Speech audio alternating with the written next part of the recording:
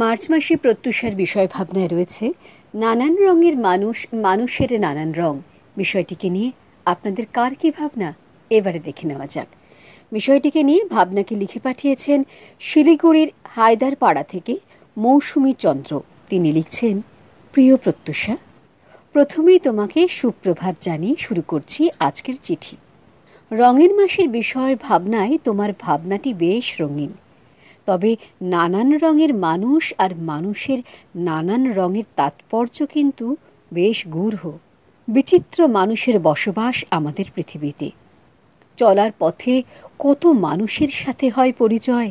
কেউ শোনায় তার জীবন কথা, কেউ বা যোগায় অনুপ্রেরণা, আবার কেউ বা এমন হাসায় ভুলে যেতে হয় সব দুঃখ কথা।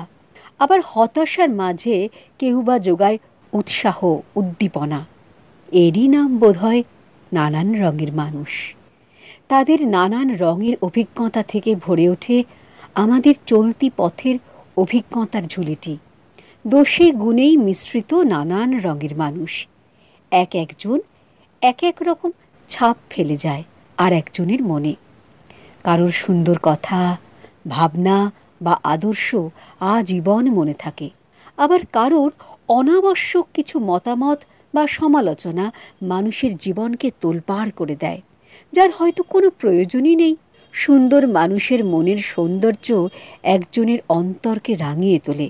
অপরপক্ষে কুৎসিত মন্তব্য বা ব্যবহার মানুষের মনে বিষক্রিয়া ঘটায়। মানুষের বাহ্যিক ও আভ্যন্তরীণ রূপটি যদি একই রকম হয়, তাতে সমাজে একটি ভারসাম্য বজায় থাকে। মানুষের অন্তরের সুন্দর রূপটি মানুষকে সুন্দর করে তোলে। কে কালো, কে সাদা, সে তো কেবল তার বাহ্যিক রূপ। নমস্কার আন্তে, মৌসুমী চন্দ্র, শিলিগুড়ি।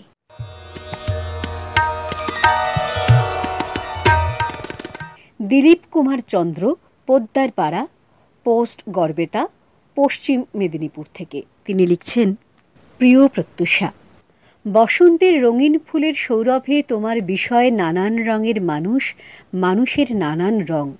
মানুষ সে তো বিভিন্ন বর্ণের হতে পারে, সাদা, কালো, তামাটে, শ্যামলা ইত্যাদি, কিন্তু প্রত্যেকের দেহে প্রবাহিত হচ্ছে একই লাল রক্ত, অর্থাৎ সবাই একই রকমের।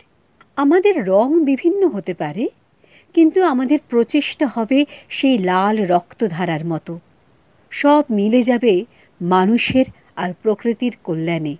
বিভিন্ন রঙের মানুষ, বিভিন্ন ভাষাভাষী মানুষ সকলেই যেমন প্রকৃতির রঙে রঙিন হয়, কখনো লাল, কখনো সাদা, আবার ফাগুয়া যেমন মানুষকে বিভিন্ন রঙে রাঙিয়ে দেয়। গাছও বিভিন্ন রঙে সেজে ওঠে। লাল, সাদা, নীল যাই হোক না কেন, সেগুলি সৌরভ বিকশিত করে এবং ছায়া দান করে। সেরকম মানুষ ধনী বা দরিদ্র ঘরে জন্ম নিয়ে বিভিন্নভাবে রঙিন হয়, তবে সে যেন ফুটে ওঠে মানব ও প্রকৃতির সেবায়। কবিগুরুর গানে, রং যেন মোর মর্মে লাগে, আমার সকল কর্মে লাগে। দেহের থেকে রং উঠে যাবে, তবে রং যদি মর্মে লাগে, তার প্রস্ফুটিত উজ্জ্বলতা ও সৌরভ সারা জীবন মনে থাকে। তাই মানুষ এমনভাবে রঙিন হোক, সে যেন সামান্য হলেও মানব কল্যাণে ও প্রকৃতির রক্ষার জন্য কাজ করে। তাহলেই সুন্দরতম রং মর্মে লাগবে। পাতা ঝরার এই সময় প্রকৃতিকে রক্ষা করার জন্য বনকে আগুন থেকে রক্ষা করুন, তবেই বাঁচবে শিমুল, পলাশ আর কুহু ও কেকা। গাছ ও প্রাণী বাঁচলেই তখন মনে রং আসবেই।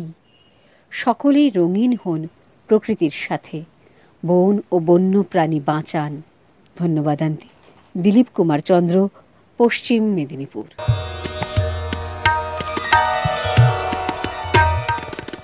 হুগলির হরিপাল গোপীনগর থেকে কেকা চৌধুরী। তিনি লিখছেন, প্রিয় প্রত্যুষা, বাংলাদেশের কালো মেয়ে আমি।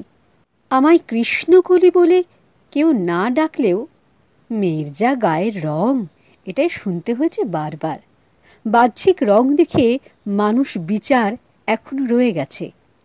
এই চামড়ার রঙের জন্য আমেরিকাতে 60 দশক পর্যন্ত, আফ্রিকাতে 90 দশক পর্যন্ত কালো রঙের মানুষদের দ্বিতীয় শ্রেণীর নাগরিক করে রাখা হয়েছিল। অথচ বর্ণবৈচিত্র্যের কারণ আমাদের প্রজাতির বিবর্তন এবং সূর্যের সাথে মানুষের নিবিড় সম্পর্ক। সূর্যের অতিবেগুনি রশ্মি থেকে চামড়ার নিরাপত্তা দিতে আমাদের দেহে মেলানিন নামে যে রঞ্জক পদার্থ তৈরি হয়, তার কারণে মানুষের কালো, সাদা, শ্যামলা, বাদামি ইত্যাদি নানান রং হয়।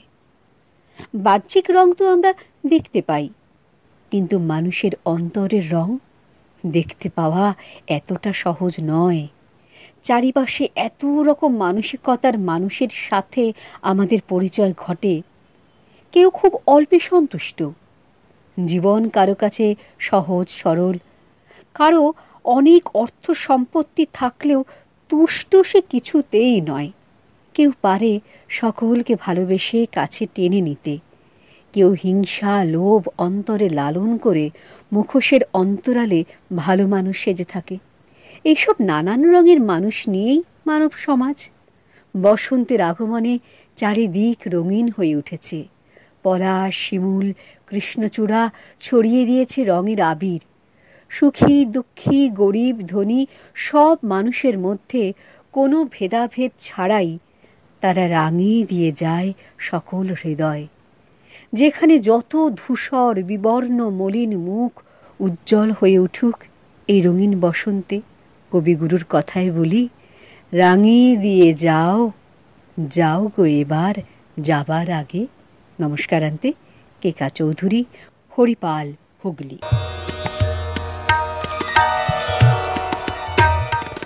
নিরঞ্জন দেবনাথ, নিগমনগর, কোচবিহার থেকে তিনি লিখছেন, প্রিয় প্রত্যুষা, বর্তমানে ধরাধামে সংখ্যার বিচারে মানুষের বাড়বাড়ন্ত পিঁপড়েকেও হার মানায়।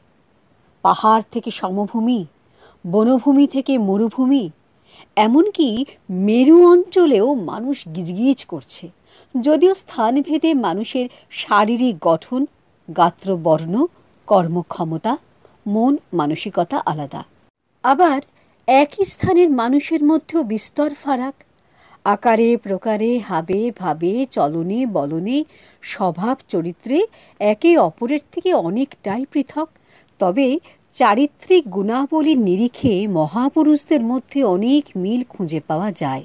অপরদিকে চারিত্রিক বৈশিষ্ট্যের নিরিখে সাধারণ মানুষের মধ্যে আকাশ পাতাল তফাৎ। স্থানভেদে, কালভেদে, পাত্রভেদে এদের রং বদলায়। উদ্দেশ্য আত্মস্বার্থ চরিতার্থ করে নিজেদের জীবনকে রঙিন করে তোলা। একসময় উজ্জ্বল রঙের ছটায় এদের চোখ ধাঁধিয়ে যায়। তখন সত্য মিথ্যার বিচার করতে এরা অপারগ। সচরাচর সমাজে এমন মানুষের সংস্পর্শেই আমাদের জীবন অতিবাহিত হয়। এমন বাতাবরণেও উদারতার এমন কিছু ঘটনা ঘটে যেগুলি আমাদের মনের মণিকোঠায় চিরস্থায়ী হয়। আমরা তাদের প্রতি চিরকৃতজ্ঞ থাকি। কিন্তু একথাও সত্য, আমরা একই মানুষের নানান সময়ে নানান রূপ দেখি। কখনো চোখে মুখে ফুটে ওঠে আলো ঝলমলে আকাশের উদারতা, আবার কখনো বা কঠিন বরফের শৈত্যপ্রবাহ। পরিবেশ পরিস্থিতির শিকার হয়ে অনেক সময় মানুষ রং বদলাতে বাধ্য হয়। এভাবেই মানুষের জীবন বৈচিত্র্যময় হয়ে ওঠে। প্রকৃতির নানান ঋতুর বৈচিত্র্যময় রঙের ছোঁয়া যেন মানুষের জীবনেও নানান পর্যায়ে লাগে। সারা জীবন ধরে আমরা লৌকিক ও সামাজিক জীবনে চারপাশে নানান রঙের মানুষ আর মানুষের নানান রং চাক্ষুষ করি। বাসন্তী শুভেচ্ছান্তে, নিরঞ্জন দেবনাথ, কোচবিহার।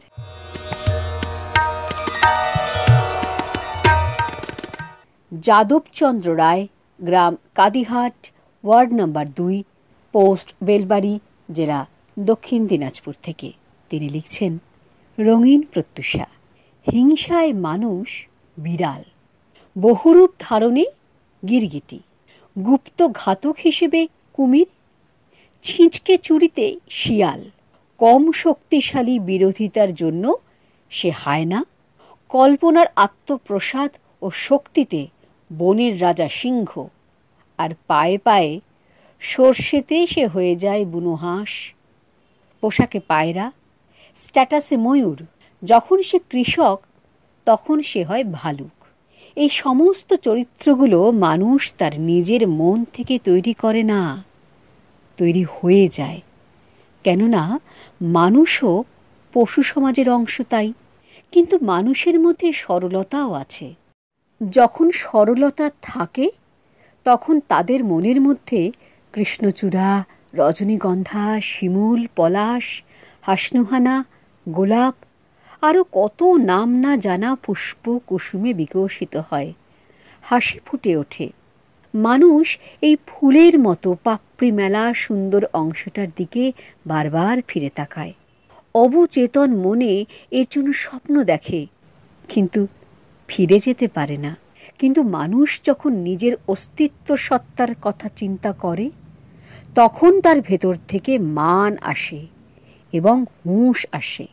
এই মান এবং হুঁশের পরিমণ্ডলেই তারা অন্য পশুদের থেকে, গাছপালার থেকে আলাদা হয়ে গেছে। ধর্ম সেটা তখন আপাত মনে হয়।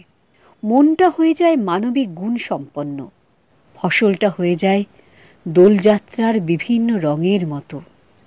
তাদের মনের রামধনু তাদের ফসল হিসাবে ভবিষ্যতের জন্য সঞ্চিত হয়। আর সেই কবিতাটা আগামী প্রজন্মের জন্য, এই বিশ্বকে এই শিশুর বাসযোগ্য করে যাব আমি। নমস্কারান্তে, যাদবচন্দ্র রায়, দক্ষিণ দিনাজপুর।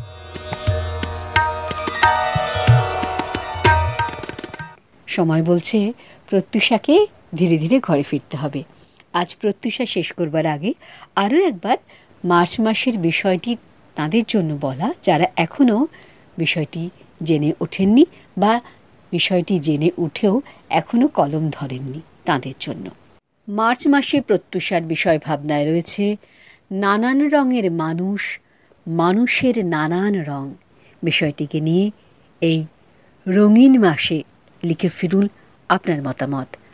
প্রত্যুষাকে আজ এখানেই বিদায় দিন।